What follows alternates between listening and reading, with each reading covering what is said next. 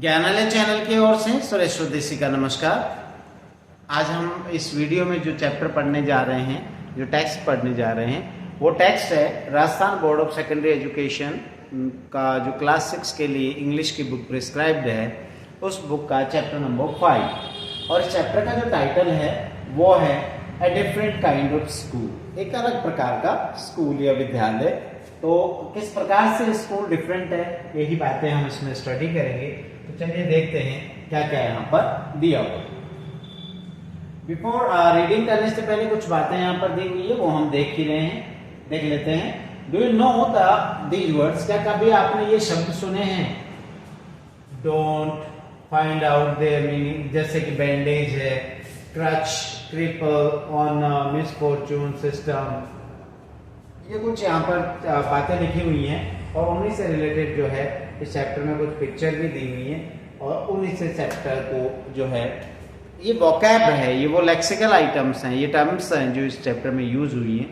तो हो सकता है कि हम में से बहुत सारे इससे परिचित हो, और नहीं है तो अभी जरूर इस चैप्टर की रीडिंग के दौरान, स्टडी के दौरान हम लोग इन शब्दों से परिचित हो जाएंगे। तो चलिए स्टार्ट करते हैं।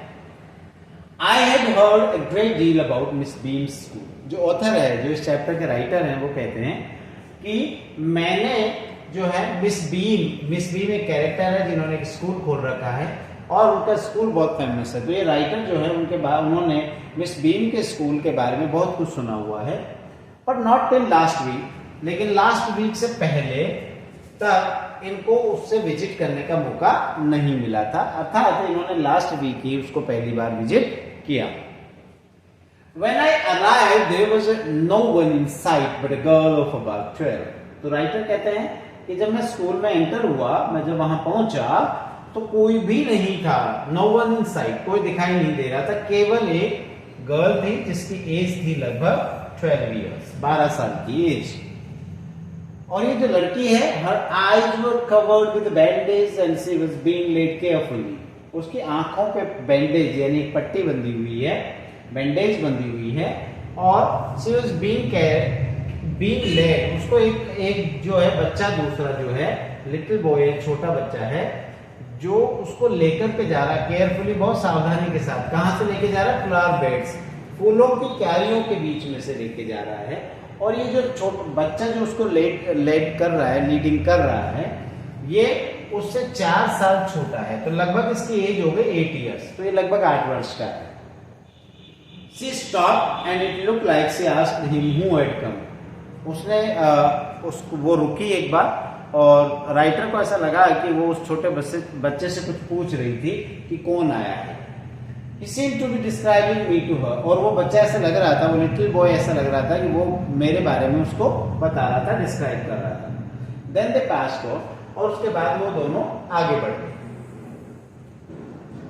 Miss Beam was all that I had expected, middle aged. Miss beam वैसे ही थी जैसा मैंने उनके बारे में सोचा हुआ था, या मैं एक्सपेक्ट कर रहा था, उम्मीद कर रहा था। मिडिल एज, लगभग मिडिल एज की, 40 के आसपास की एज, फुल ऑफ ऑथोरिटी, पूरा अधिकारिता या ऑथोरिटी से भरी हुई, ये काइंडली, थोड़ी दयालु थी लगी, अंडरस्टैंडिंग, और समझदार भी लगी।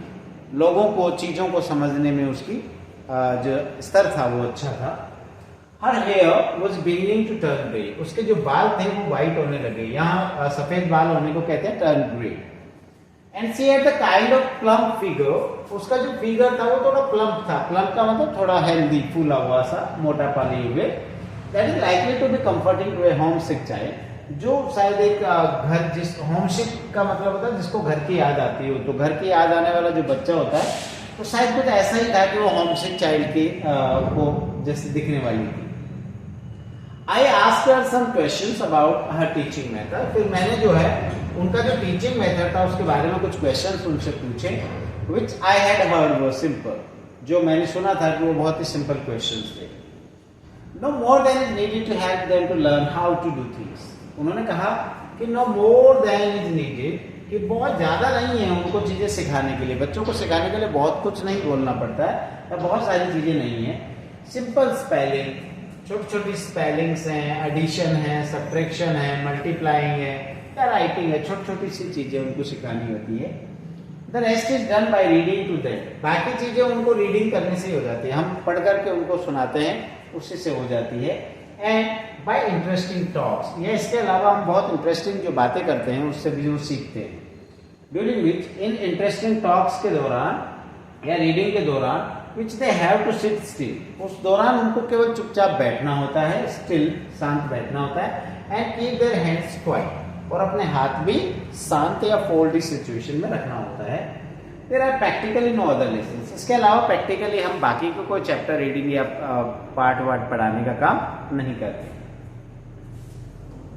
The real aim of this school, वो कहते हैं कि इस स्कूल का जो वास्तविक जो उद्देश्य है, रियल जो एम है वो है, is not so much to teach thought, कि उनको थॉट सिखाना नहीं है, एज टू टीच थॉटफुलनेस, उससे ज्यादा कहीं हम उनको विचारशीलता सिखाते हैं, विचार करने की जो प्रक्रिया है वो सिखाते हैं।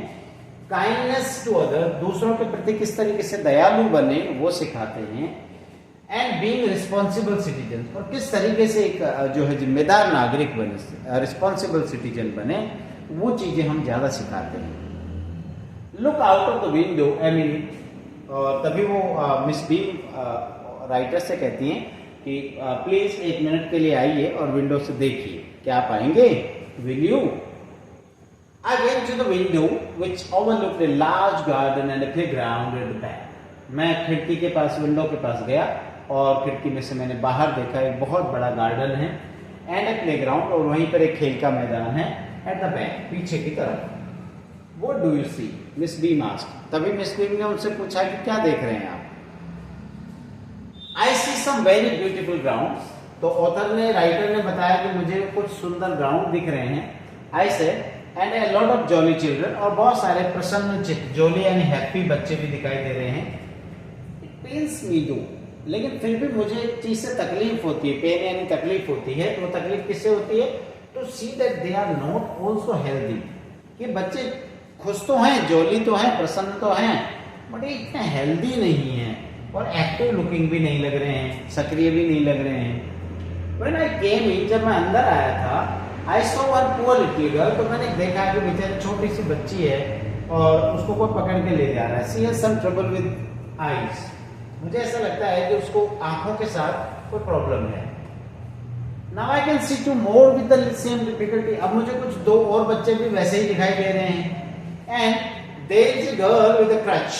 और वहीं पर एक लड़की भी है जो क्रच है, मीन्स वो जो पैर से लेम होते हैं, विकलांग होते हैं, वो एक लकड़ी जो है साथ लेके चलते हैं, वैसाखी जिसको बोलते हैं, और उसके सहारे चलते हैं, तो वो क्रच है। वो चीज अदर्स एक्टिव, वो बाकी बच्चों को जो है खेलते हुए देख रही है। She seems to be a hopeless cripple.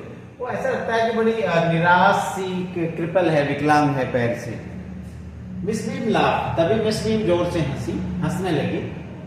और नो, शी सेड, उन्होंने कहा नहीं, शी इज नॉट रियली लेम, वो वास्तव में लेम नहीं है। This is only her lame day, ये तो उसका केवल लंगड़ा दिन है। वो लंगड़ी नहीं है, पैर से विकलांग नहीं है, ये उसका लंगड़ा दिन है।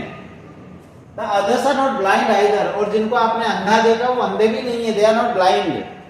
It is only their blind day, ये उनका blind day है, अंधा दिन है।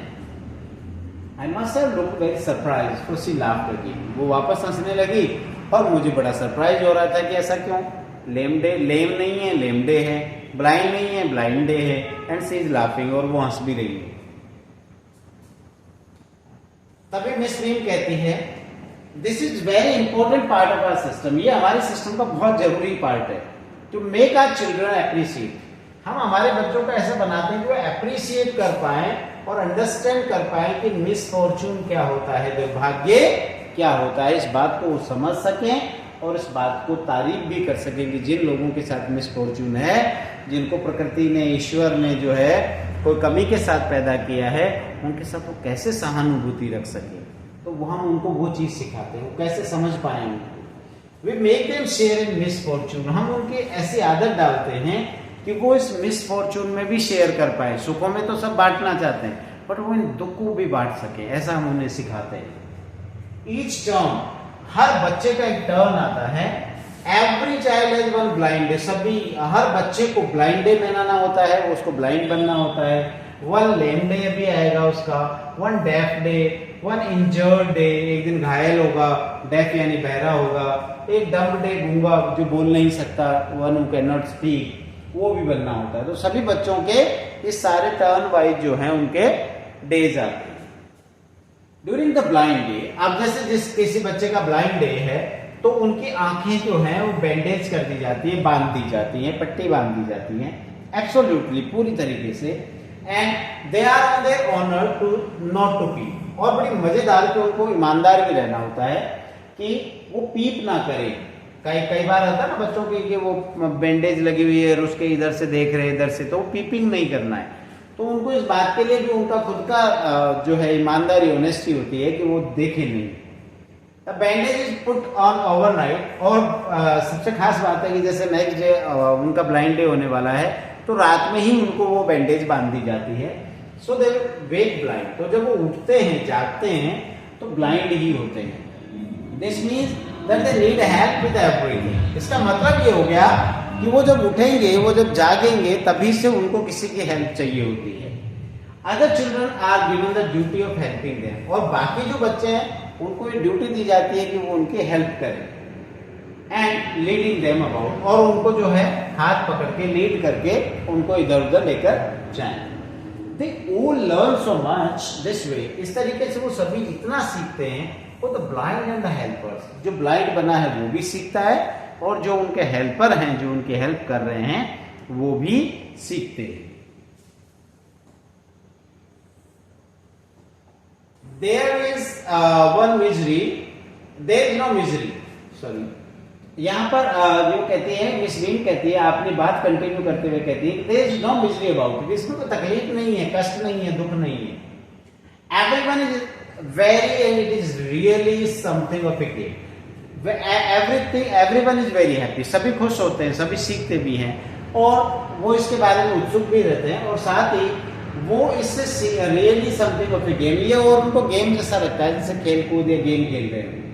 Before the day is over, जब डे ओवर होता है, though even the most thoughtless child realise is what misfortune is. तो मिस वीन कहती है कि जो सबसे जो थॉटलेस बच्चा होता है, जो बिल्कुल जिसके सोचने समझने का स्तर बहुत नीचा होता है, जो ऐसी गहराई में जाके नहीं सोच पाता है, वो भी उसका दिन कंप्लीट होने से पहले इस बात को रियलाइज कर लेता है कि मिसफॉर्च्यून क्या होता है, दुर्भाग्य क्या होता है।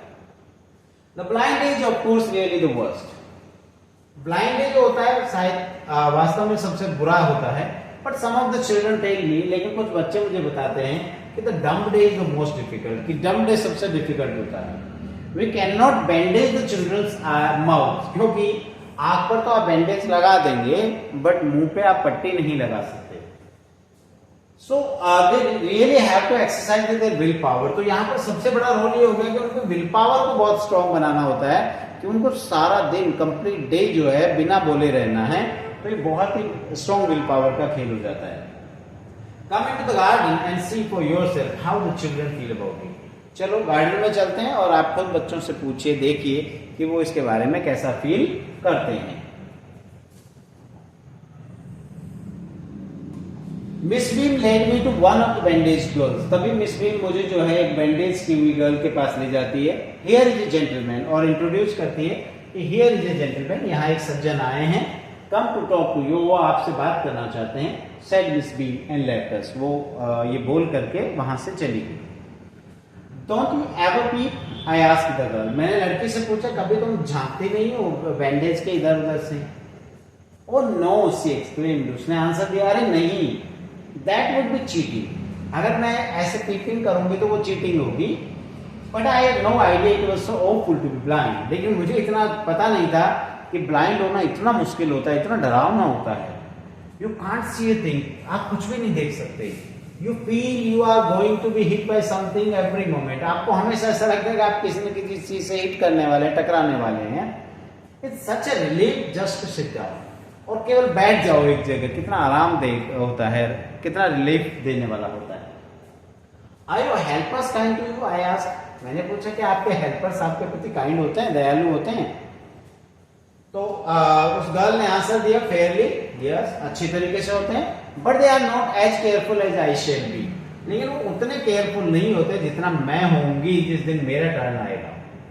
दोस्त that have been blind already are the best helpers। वो बताते हैं कि जो पहले ही ब्लाइंड रह चुके हैं या ब्लाइंडनेस सेलिब्रेट कर चुके हैं वो ज्यादा अच्छे हेल्पर्स होते हैं, क्योंकि वो उस चीज को रियलाइज कर चुके हैं। इट्स परफेक्टली गेसली नॉट टू सी, बहुत डरावना है नहीं देख पाना। I wish you would try, मेरी इच्छा है आप एक बार कोशिश करके देखिए।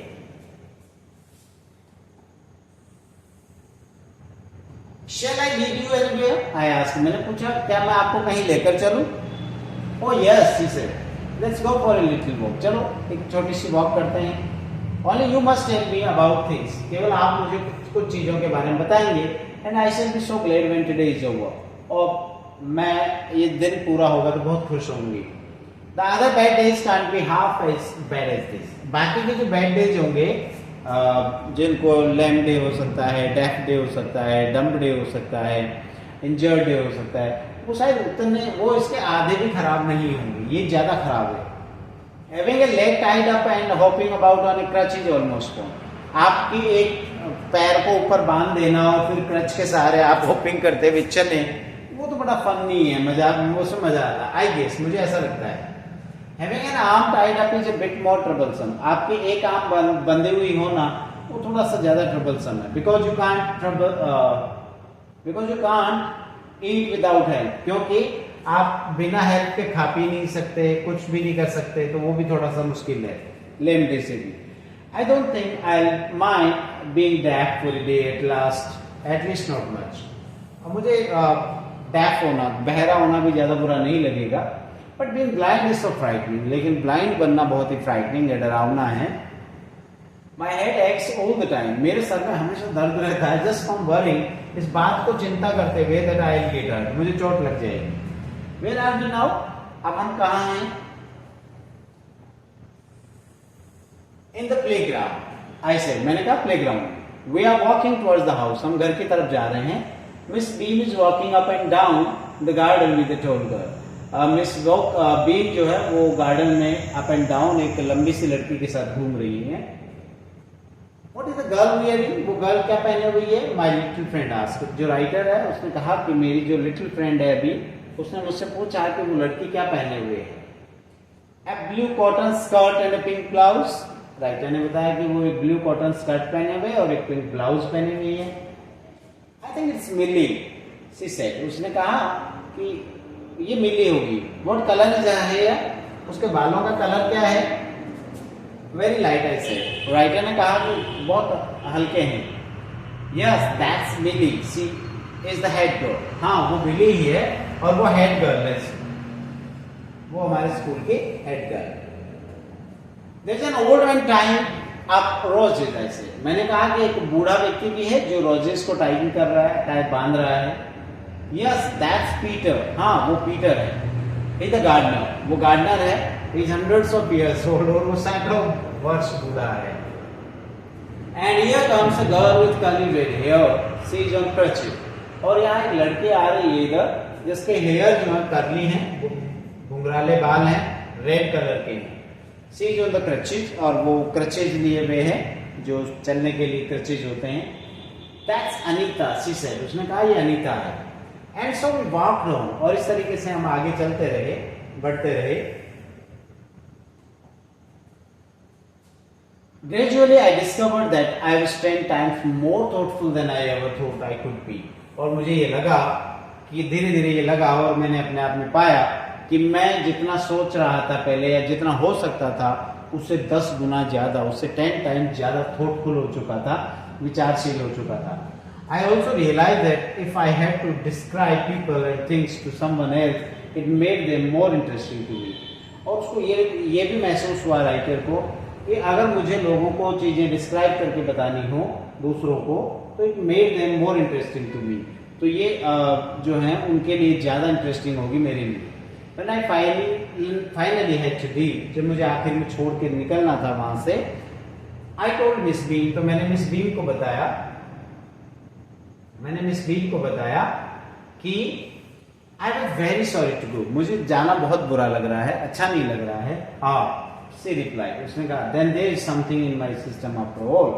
तो उसका मतलब ये है कि मेरा जो स्कूल का सिस्टम है उसमें खुद कुछ तो खास है, तभी आपका मन जाने का नहीं कर रहा है। तो ये ईवी लुकास का लिखा हुआ चैप्टर है और बहुत ही एजुकेशन और ह्यूमैनिटेरियन पॉइंट ऑफ व्यू से मानवीय गुणों को यहाँ पर दिखाया गया है कि हमें किस तरीके से जो मिसफॉर्चून वाले लोग हैं, जिनके साथ प्रकृति ने कुछ गलत किया है, वो प्रॉपरली नहीं डेवलप हो पाए हैं, उनके प्रति हमें किस तरीके से सहानुभूति, सिंपैथी होना चाहिए। नॉट ओनली सिंपैथी, हमें उनके फीलिंग, उनके पेन को रियलाइज करना चाहिए, हमें उनके प्रति काइंड हार्टेड होना चाहिए और उनकी सदैव हेल्प को रेडी रहना चाहिए। तो ये चैप्टर था a different kind of school, जहाँ मिस बीम जो है अपने बच्चों को इन्हीं वैल्यूज़ को इनपुट करते हुए एजुकेशन प्रोवाइड करती है। उम्मीद करता हूँ आपको चैप्टर समझ में आया होगा। तो देखते रहिए ज्ञानालय। धन्यवाद।